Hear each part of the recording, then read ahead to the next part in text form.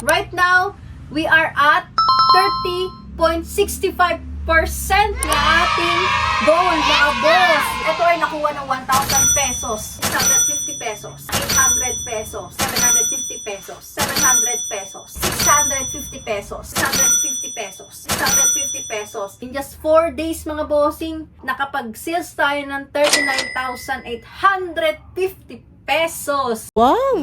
Ang sarap! Merong pera sa basura, mga bossy.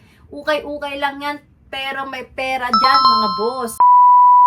Mga boss, episode 2 na tayo ngayon ng ating 100,000 na puhunan sa dalawang NBA box, mga bossy. Nakapag second arrival na rin tayo, mga bossing, which is NBA team logos. At ito na yung mga naman sa ating second arrival. Ayan. Ang total items talaga na nabid, mga bossing, sa ating second arrival is 33 pieces. Kaso, meron tayong dalawang flakers, kaya nabawasan na siya. Ang total items na lang natin ngayon is 29 pieces. Isa-isa natin, mga bossing, kung magkano nabenta at yung total sales natin for this second arrival. Ito yung first item, mga bossy, ang rare, mga boss, na Dallas Mavericks Y2K 2011 Championship Ring T. Ngayon lang ako nakakuha, mga bossy, ng Ring T ng Dallas Mavericks. Ito ay nakuha ng 1,000 pesos. Mga boss, collector's edition tong Ring T na to, mga bossing, napaka-rare. Ito naman, mga boss, tie-dye. Isa to sa mga na-flake, mga bossing. Buti na lang meron tayong second minor dito. Yan na, nakuha siya, mga bossing, ng 550 pesos. Ito naman, mga bossing, another championship ng Lakers, mga boss. Ayan, nakuha siya ng 650 pesos. Another championship, mga boss, ng Spurs naman, nakuha siya ng 350 pesos. Okay, ito naman, mga boss, Michelin's na Hornets, nakuha siya ng 600 pesos.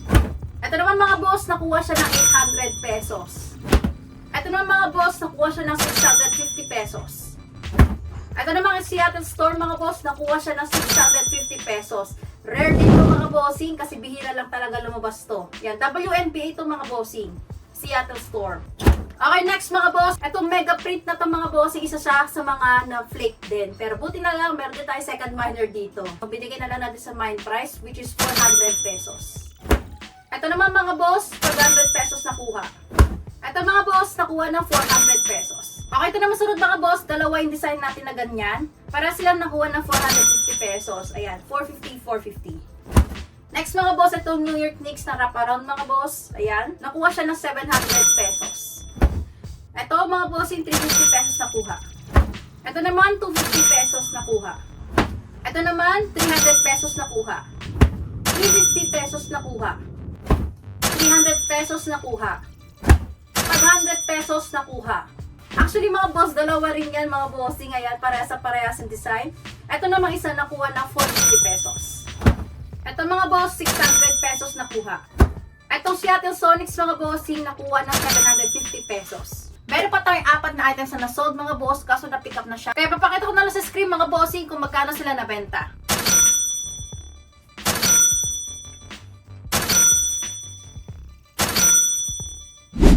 Alright, mga boss, napak ko na lahat ng items na kailangan ipa-ship kasi na-fully paid na sila. 14 parcels itong lahat na ipapaship natin ngayong araw. So, nag-sales tayo ng 14,700 pesos sa second arrival natin ng NBA, mga boss, Team Logos. So, kinumpute ko ulit, mga bossing, yung total sales natin sa dalawang arrivals. Yung first arrival natin, mga bossing, is 25,150 pesos. Sobrang solid nun.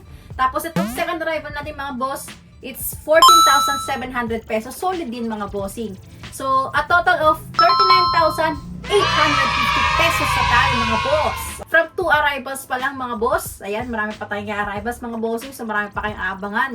Ang goal natin, mga boss, is mabawi natin yung sugal natin na 130,000 pesos na puhunan sa dalawang box. From 19.35%, right now, we are at 30.65% na ating goal, mga boss. So, more or less, mga bossing, 90k na lang yung kailangan nating bawiin para mabawi natin yung 130k na puhunan, mga boss. Ayan. Again and again, lagi ko sinasabi sa inyo, merong pera sa basura, mga bossing.